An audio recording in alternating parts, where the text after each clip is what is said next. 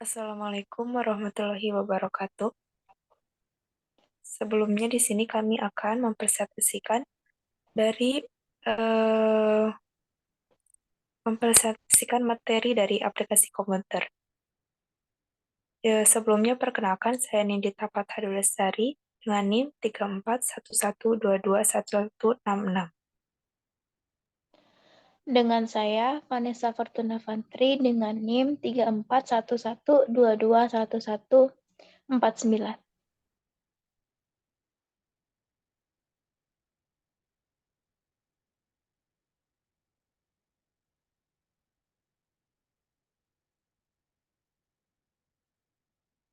Materi yang pertama yaitu tentang komputer. Nah, pengertian komputer menurut para ahli yang pertama itu dari Robert H. Brismer. Komputer adalah suatu alat elektronik yang mampu melakukan berbagai tugas, diantaranya menerima, memproses sesuai instruksi, menyimpan perintah hasil pengolahan, dan menyediakan output dalam bentuk informasi. Yang kedua yaitu PC Hamarker. Komputer adalah mesin penghitung elektronik yang cepat dan dapat menerima informasi input digital, kemudian memprosesnya sesuai dengan program yang tersimpan di memorinya, dan menghasilkan output berupa informasi. Yang ketiga, Donald Sanders. Komputer adalah sistem elektronik yang digunakan untuk memanipulasi data secara cepat dan tepat, dirancang dan diorganisasikan agar dapat secara otomatis menerima dan menyimpan data, memproses data hingga menghasilkan output berdasarkan perintah yang sudah tersimpan di dalam memori.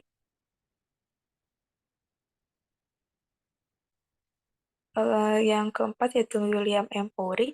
Komputer adalah suatu alat memproses data yang bisa melakukan perhitungan secara besar dan cepat, termasuk perhitungan aritmatika serta operasi logika, dan tidak ada campur tangan manusia. Yang terakhir, komputer adalah mesin serbaguna yang dapat diprogram, bisa menerima data dan memproses atau memanipulasi data sesuai tersebut ke dalam informasi yang dapat digunakan.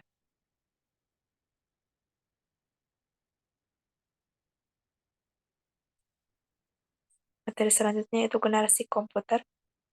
Generasi komputer pertama dimulai pada 1946 sampai 1959. Adalah komputer yang masih dibuat sangat sederhana dan belum mampu melakukan komputasi kompleks. Ciri-cirinya yaitu yang pertama, instruksi operasi secara spesifik, komputer masih sulit untuk diprogram, kecepatannya masih sangat terbatas, penggunaan tubel vakum membuat komputer sangat besar, dan yang terakhir menggunakan silinder magnetik untuk menyimpan data.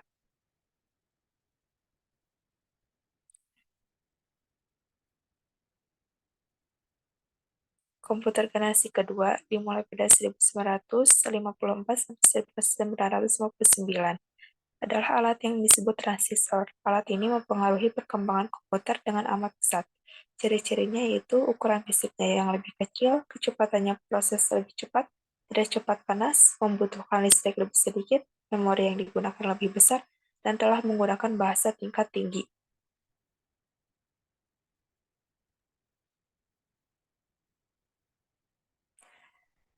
Komputer generasi ketiga memiliki ciri-ciri komponen telah menggunakan IC, kecepatan prosesnya lebih cepat, membutuhkan listrik lebih hemat, memori yang digunakan lebih besar, telah menggunakan penyimpanan luar yang bersifat random access, yang magnetic disk dan berkapasitas besar, dapat digunakan untuk multiprocessing dan multiprogramming. Telah dibuatnya alat input-output dengan menggunakan visual display terminal yang dapat menampilkan grafik, dapat menerima dan mengeluarkan suara, dan telah digunakannya alat pembaca tinta magnetik. Komputer generasi keempat dimulai pada 1971 sampai sekarang, yaitu membawa kemajuan pada IC dengan melakukan seluruh komponen sebuah komputer pada sebuah chip. Memiliki ciri-ciri telah menggunakan LSI, yaitu penggabungan beribu-ribu IC yang dipadatkan dalam satu sebuah chip. Yang kedua yaitu LSI dikembangkan menjadi VLSI yang dapat membuat 150.000 transistor yang dipadatkan. Yang ketiga, chip yang digunakan telah berbentuk segi empat yang membuat rangkaian-rangkaian terpadu. Yang terakhir, komputer generasi kelima masih belum bisa dibuat dengan sempurna. Hal ini karena komputer generasi kelima diharapkan akan membawa perubahan pada paradigma komputerisasi di dunia.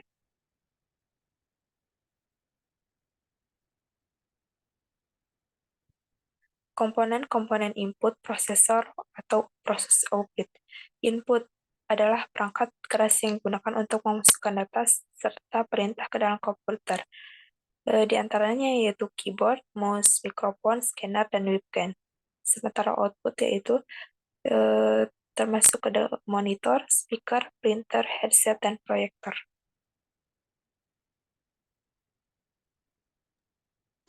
Materi yang kedua yaitu sistem bilangan. Sistem bilangan adalah sebuah cara menentukan bagaimana suatu bilangan dapat diwakili menggunakan simbol yang telah disepakati secara standar atau internasional. Tujuan sistem bilangan yaitu diciptakan memang untuk mengubah data analog berupa voltage ke digital yang berupa sinyal 0 dan 1 yang identik dengan sistem bilangan biner. Sistem bilangan menggunakan basis sebagai penentu nilai sebuah bilangan. Pada sistem bilangan komputer, terdapat 4 jenis bilangan, yaitu desimal dengan berbasis 10, yang kedua ada biner berbasis 2, ada oktal dengan berbasis 8, dan heksadesimal berbasis 16. Sistem bilangan desimal yaitu sistem bilangan yang menggunakan basis 10. Bilangannya terdiri dari 10 angka, dari 0, 1, 2, 3, 4, 5, 6, 7, dan 8 dan 9. Sistem bilangan biner terdiri dari 2 basis. Bilangannya yaitu 0 dan 1. Sistem bilangan oktal berbasis 8 terdiri dari angka 8, yaitu 0, 1, 2, 3, 4, 5, 6, dan 7. Yang keempat ada sistem bilangan heksadesimal, itu berbasis 16. Sistem bilangan yang menggunakan basis 16 disebut dengan desimal, yaitu angka mulai dari yang berasal dari bahasa Latin atau decam.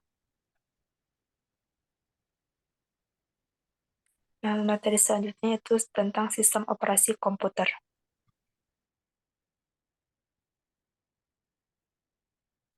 Yang pertama itu ada Windows.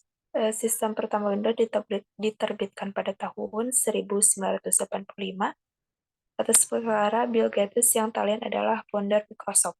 Windows adalah salah satu operasi sistem yang banyak digunakan. Windows pertama kali dikeluarkan oleh perubahan Microsoft Corporation yang diberi nama Windows 3.0 yang berbasis GUI.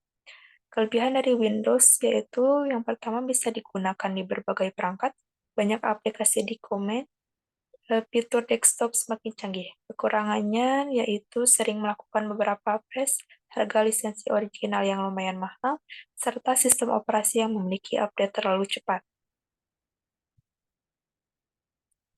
Yang kedua yaitu Unix. Unix adalah sebuah sistem operasi yang diawali dari proyek Multics. Berdiri pada tahun 1965. Pengembangannya dimulai dari tahun 1970 di Bell Labs oleh Ken Thompson dan Dennis Ritchie. Kelebihannya yaitu yang pertama, multitasking adalah sistem operasi yang mampu digunakan menjalankan banyak perintah dalam waktu yang bersamaan, memiliki kinerja yang baik dibandingkan dengan Windows NT, serta multi-user merupakan sistem operasi yang bisa digunakan oleh banyak user dalam waktu yang bersamaan.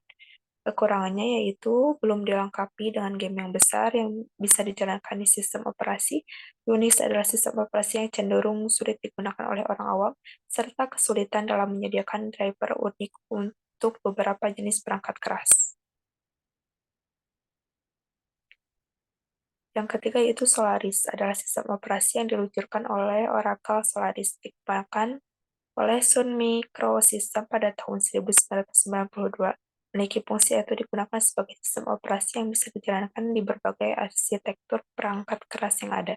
Kelebihannya yaitu bebas didistribusikan, sistem restore mirip dengan restore pada Windows, dan skalabilitas pada Oracle Solaris sangat tinggi. Kekurangannya adalah yaitu versi berbayar sangat mahal, izin yang diberikan kurang, serta driver pada hardware masih kurang.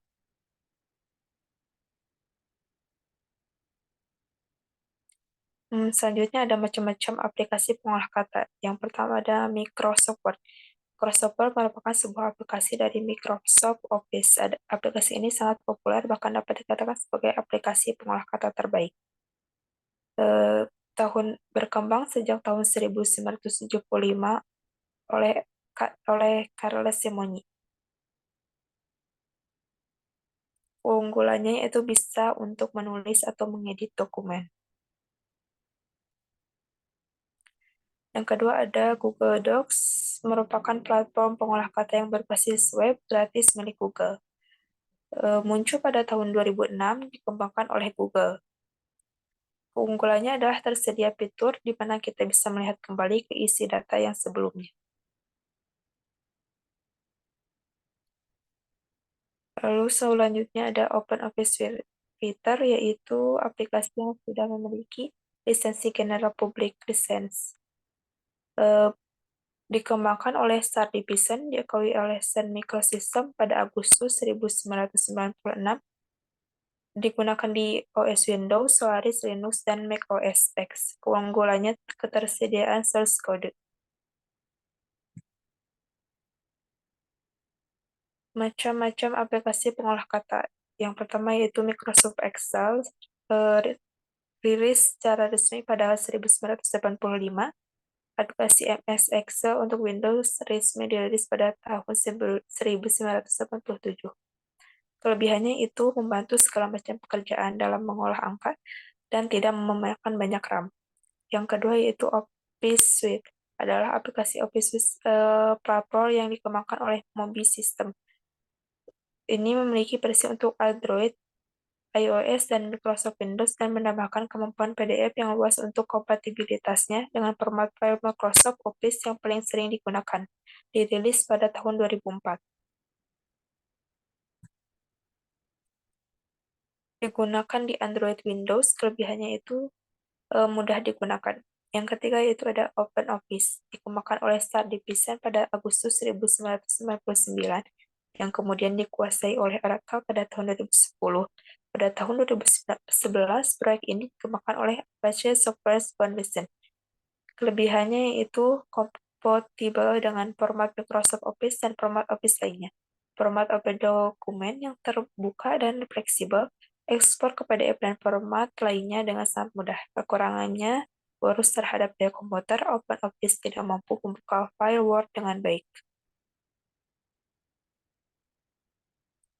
Macam-macam aplikasi pengolah gambar.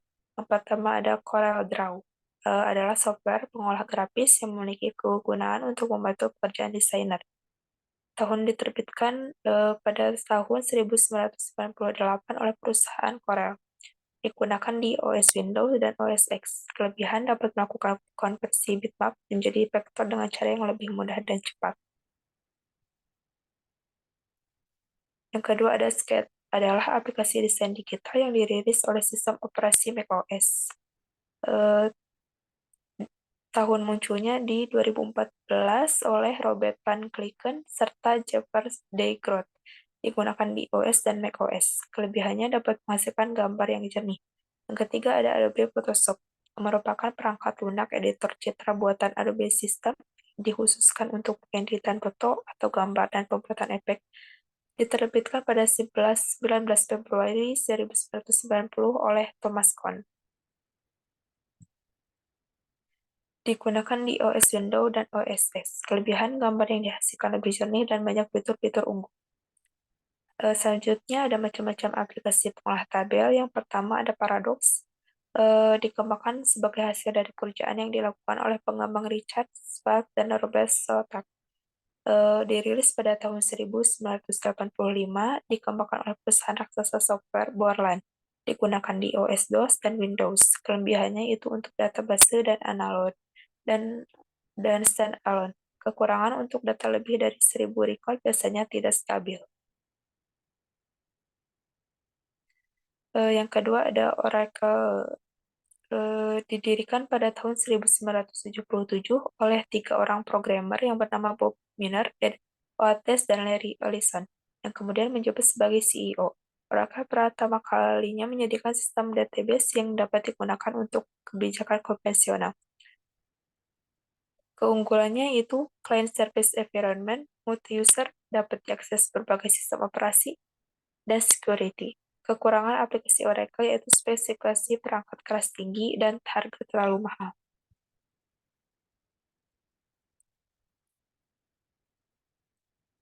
Yang ketiga ada MySQL, diciptakan pada tahun 1979 oleh Michael Monti-Widenius, seorang programmer komputer asal Swedia.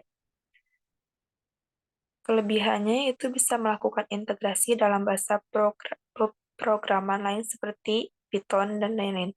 RAM yang dibutuhkan tidak begitu besar, bisa digunakan oleh multi-user, struktur tabelnya lebih fleksibel. Kekurangannya yaitu tidak begitu cocok untuk aplikasi game dan mobile karena bersifat open source serta technical support-nya menjadi kurang bagus.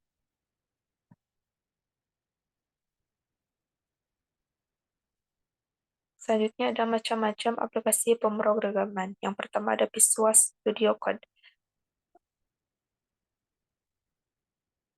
Visual Studio Code adalah perangkat lunak penyunting kode sumber buatan Microsoft untuk Linux, macOS, dan Windows. Visual Studio Code sendiri dirilis pada tanggal 29 April 2015. Digunakan pada sistem operasi seperti Linux, OS X 10, atau yang lebih baru, Windows 7 atau yang lebih baru. Kelebihannya itu multi-platform, fitur yang sangat lengkap, performa yang sangat cepat. Yang kedua ada Notepad++. Adalah editor teks dan kode sumber untuk digunakan dengan Microsoft Windows. Ini mendukung pengeditan tab yang memungkinkan bekerja dengan banyak file terbuka dalam satu jendela. Dirilis pada tanggal 24 November 2003 dan dibuat oleh Don Ho. Digunakan pada Windows. Kelebihannya itu aplikasi yang ringan, dapat digunakan membuat program dan mudah digunakan.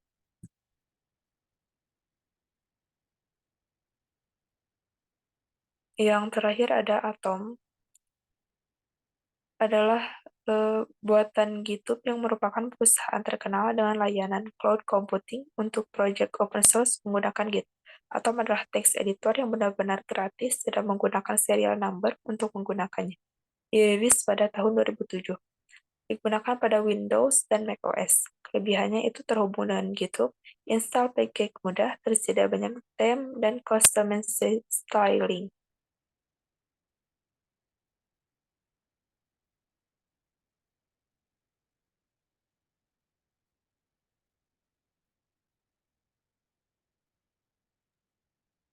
Yang keempat ada jaringan internet. Pengertian jaringan internet menurut Yindarlin adalah sebuah plafon untuk saling berbagi data, resource, software, hardware, dengan beragam pengguna dan aplikasi yang saling berkomunikasi satu sama lain. Yang kedua, model jaringan komputer. Model jaringan komputer adalah cara bagaimana peralatan komputer berbagai sumber daya merupakan koneksi fisik. Yang pertama ada peer-to-peer. Jaringan peer-to-peer adalah jaringan komputer yang setiap host dapat menjadi server dan juga menjadi klien secara bersama. Yang kedua ada client server. Adalah jaringan komputer yang memiliki satu server yang bertindak sebagai klien. Jenis-jenis jaringan komputer. Yang pertama ada LAN. Karakteristiknya yaitu ruang lingkup terbatas hanya 10 km. Biasanya berlokasi pada suatu gedung, kecepatan pengirim data relatif tinggi. Yang kedua ada MAN. Karakteristiknya yaitu meliputi area lebih luas dan lebih kecil dari WA. MAN banyak ditemukan di area kampus. MAN sering bertindak sebagai jaringan kecepatan tinggi. Yang ketiga ada WAN. Karakteristiknya yaitu menghubungkan perangkat yang dipisahkan oleh geografis yang luas, menggunakan jasa operator, menggunakan koneksi serial dari berbagai jenis untuk mengakses hardware yang di daerah geografis yang luas. Jenis-jenis perangkat keras komputer. Yang pertama ada router. Router adalah jaringan yang berfungsi menghubung dua jaringan atau lebih, sehingga data dikirim dari satu jaringan ke jaringan lainnya. Yang kedua ada wireless card, merupakan perangkat jaringan yang dapat menghubungkan dua device secara nirkabel atau tanpa menggunakan media kabel. Yang ketiga ada LAN card, berfungsi menghubungkan dua atau lebih komputer dengan media kabel. Yang ketiga ada modem, merupakan perangkat jaringan yang memiliki fungsi mengubah sinyal digital menjadi analog. Yang kelima ada braid, merupakan perangkat jaringan yang memiliki fungsi memperluas suatu jaringan sekaligus membuat sebuah segmen jaringan. Yang keenam ada switch, yaitu memiliki fungsi hampir sama dengan home. Tetapi perangkat ini lebih mengatasi masalah collision data. Yang ketujuh ada kabel jaringan. Merupakan media transmisi berbentuk kabel yang digunakan untuk menghubungkan dua komputer atau lebih saling bertukar data. Yang keempat, ada cara kerja jaringan internet. Yang pertama ada Internet Service Provider. Contohnya seperti IndiHome, First Media, MyRepublic, Bali Fiber, Biznet. Yang kedua ada modem. Macam-macam modem itu ada dial-up modem, ada DCL modem, ada radio modem, ada kabel modem, dan fiber optic modem. Perangkat-perangkat penghubung jaringan dari modem. Yang pertama ada router, yang kedua ada hop, yang ketiga ada switch, yang keempat ada access point, yang kelima ada wifi, dan keenam ada wireless router. Jenis-jenis koneksi internet. Yang pertama ada digital subscriber line. Menggunakan kabel telepon dan modem DLS menghubungkan jaringan LAN atau wireless. Yang kedua ada kabel internet yang menggunakan kabel koaksial untuk menghubungkan jaringan LAN atau wireless. Yang ketiga ada fiber optik yang mempunyai kemampuan transfer data tercepat dan terhubung dari jaringan LAN ke wireless. Yang keempat ada satelit. Menggunakan satelit dan antena, umumnya digunakan untuk menjangkau area yang sulit dicapai dengan kabel dan kecepatan tidak sebaik kabel. Terus ada transport control protokol atau internet protokol. Merupakan sekelompok aturan jaringan yang sudah ditetapkan yang mengatur komputer dapat berkomunikasi melalui jaringan internet. Aturan pemrogramannya yaitu suatu komputer mengirim informasi ke komputer lainnya, maka komputer menerima dan mengirim informasi ke komputer pengirim bahwa ada informasi yang mengirim atau kehilangan. Oleh karena itu, komputer pengirim akan mengirimnya kembali. Ya, selanjutnya ada sistem operasi.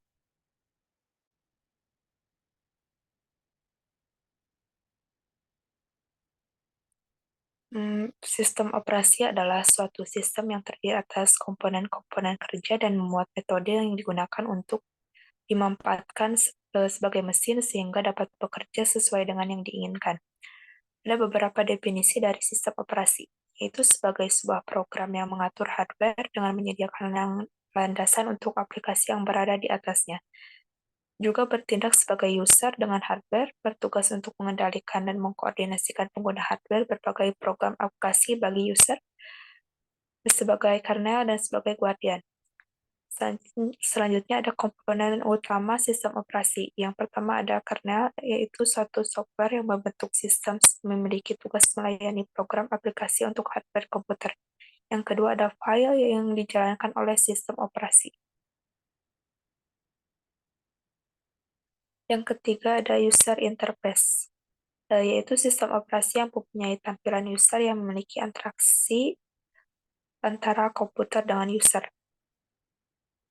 Selanjutnya ada tujuan dasar sistem komputer, yaitu sebagai efisiensi, kemudahan, dan kemampuan berevolusi. Selanjutnya ada tugas utama sistem operasi, yaitu sebagai pengelola seluruh sumber daya sistem komputer, sebagai sumber daya fisik dan juga sebagai sumber daya abstrak. Juga sebagai penyedia layanan.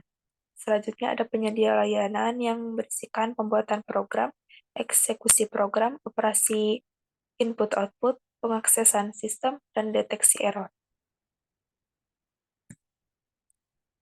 Ada jenis-jenis sistem operasi berdasarkan jumlah pengguna dan program yang dijalankan. Yang pertama ada single user dan juga single tasking, multi-user single tasking, single user multitasking, multi-user, dan multitasking. Ada kategori sistem operasi. Yang pertama ada sistem operasi standalone, sistem operasi jaringan, sistem operasi lab CD, sistem operasi embedded.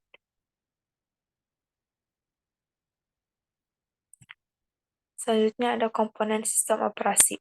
Yang pertama, manajemen proses, manajemen main memory, manajemen file, manajemen input-output, manajemen secondary storage, protecting system, network system, dan command interpreter system. Semua komponen sistem operasi saling berkaitan satu sama lain. Sebuah sistem operasi tidak dapat bekerja apabila salah satu dari komponen-komponennya ada yang hilang. Sumber daya, fungsi, dan tujuan dari generasi sistem operasi. Sumber daya sistem komputer yaitu sebagai main storage, satu atau lebih CPU, input-output device, channel atau saluran, dan media secondary storage. Selanjutnya ada peran dan fungsi sistem operasi. Yang pertama, mengatur dan mengawasi pengguna hardware, kernel, dan koordinator. Kedua, mengatur pengguna yang dapat diakses sumber daya, create server. Yang ketiga, ada sebagai program pengendalian untuk menghindari error, interface, virtual machine. Tujuannya yaitu untuk kenyamanan, efisiensi, dan mampu berevolusi. Sejarah sistem operasi generasi pertama yaitu 1945 sampai 1955, tabung hampa, sistem BAT, dan bluebirds. Yang kedua yaitu 1955 sampai 1966, yang berisikan transistor, sistem BAT, dan punch card. Selanjutnya ada generasi 3 dari 1965 sampai 1980 yang berisi IC, multi program, proses, for tasking, dan real time. Generasi keempat 1980 sampai sekarang yang berisi PC, GPU, dan multi-user. Konsep dasar sistem operasi. Yang pertama ada sistem batch. Tujuannya yaitu meningkatkan usability dan dalam menangani job yang ada. Yang kedua ada resident monitor. Job yang dikerjakan oleh CPU mengatur dalam waktu yang lama. Ketiga ada overlap operasi antara IOE dan CPU. Offline processing, data yang dibaca dari card reader lalu disimpan dalam driver sebelum dibawa ke CPU. Spooling, pekerjaan driver secara sekuensial. Yang kedua ada multi-programming system, yang berisikan job dieksekusi dan dikumpulkan dalam sebuah pool, job disimpan di memori dalam bentuk antrian. Yang ketiga ada team sharing system, disebut multitasking, waktu maksimum pengerjaan disebut quantum. Yang keempat ada multi-processing system, sistem yang memiliki lebih dari satu CPU, pengerjaan job dengan dua cara, yaitu dengan cara parallel system dan distributed system. Yang kelima ada real-time system, digunakan untuk operasi yang memerlukan ketepatan waktu dan prosesor. Real-time dibagi dua, yaitu hard real-time dan soft real-time. Yang keenam ada sistem operasi terpusat dan distribusi. Yang terpusat yaitu semua prosesor menggunakan satu memori utama, prosesor sebagai master lainnya sebagai slave, dan dapat menangani multiprosesor. Yang terdistribusi yaitu dapat menangani multiprosesor dan setiap prosesor memiliki memori utama sendiri. Struktur sistem operasi yang pertama yaitu komponen sistem. yang berisikan manajemen proses, manajemen memori utama, manajemen sekunder, manajemen file, manajemen input-output jaringan, sistem proteksi, dan command interpreter system. Yang kedua ada pelayanan SO, yang berisikan eksekusi program, operasi input-output, memanipulasi sistem file, komunikasi, mendeteksi kesalahan. Yang ketiga ada sistem call, yang berisikan kontrol proses, manipulasi file, manipulasi device, informasi lingkungan, komunikasi. Keempat ada sistem program, yang berisikan manipulasi file, status informasi, modifikasi file, bahasa pemrograman, pemanggilan dan eksekusi program, komunikasi, dan program-program aplikasi.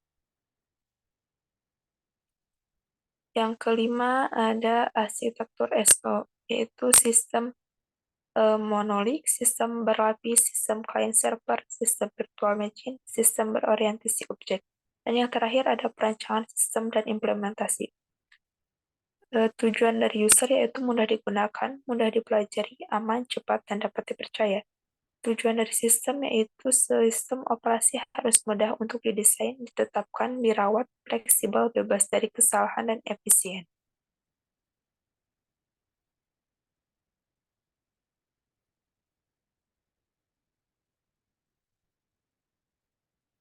Sekian dari kami.